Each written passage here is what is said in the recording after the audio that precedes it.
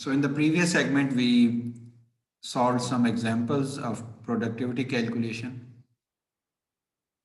single factor productivity, multi-factor, as well as total factor productivity. And we saw the formula to calculate productivity growth. Now the question is how we can increase productivity. So there are actually four ways to increase productivity. By just focusing on the formula, we can see that there are four ways to increase productivity. First is to have more output with same input. Formula for productivity is output over input. So we can better utilize our input or resources to increase the output. The second possibility is that we keep the output same, but we decrease the input. So same output with less input.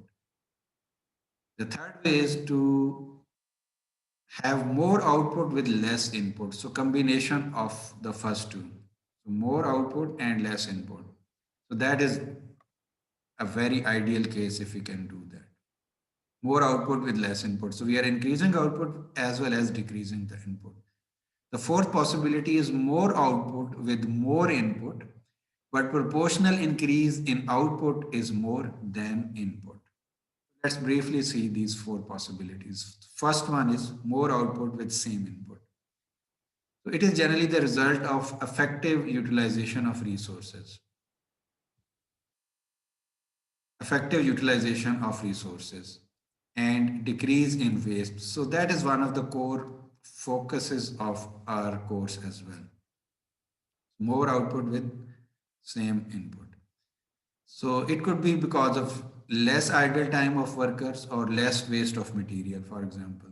So using the same amount of material, we can reduce the waste of the material to increase the output, or with the same number of workers, we can reduce the idle time of workers to increase. We are paying the workers the same amount, but we are getting more output from them. So by reducing the idle time of workers, we can improve the productivity. The second possibility and the third possibility are same or more output with less input. So now this is tricky. What is meant by less input? How we can reduce input?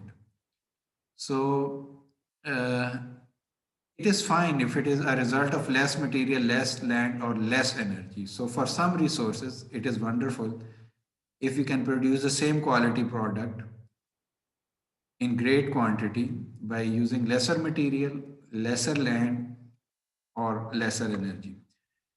But it is not recommended if we are firing the workers, if we are, I mean, laying off the workers and trying to improve the productivity. So that is not recommended because as a result, we are actually producing unemployed workforce. So that should not be the case by reducing the salary of the workers or by reducing the number of workers. But it is wonderful if we can produce same or more output with less resources in the case of material, land, energy, etc. Fourth possibility is more output with more input, where proportional increase in output is more than input. So for example, we are investing in new process or technology and say we are investing 1 million rupees in that, but the increase in output that we are getting is say 2 million rupees. So we have increased the output and we have also increased the input, but the increase in output is more than increase in input. So that is generally the case when we are investing in some technology like automation. So for example, if you are using some manual process for welding and you have replaced it with a welding robot, so of course building and uh, installing the robot will cost you something. So if the ultimate output because of that automation is greater than the investment in that robot, that is this fourth case, or you are having a conventional a lathe machine and you replaced it with a CNC lathe machine. So of course you are spending some money in purchasing the CNC lathe machine, but eventually the output and the profit that you are getting is more than the investment in the CNC machine. Then that is the more output with more input, but proportional increases in output is more than in input. So you have to actually take care of payback period in such cases, that after how much time is the money spent on that technology returned, and from onward you start earning the profit. So there is what is called a break even point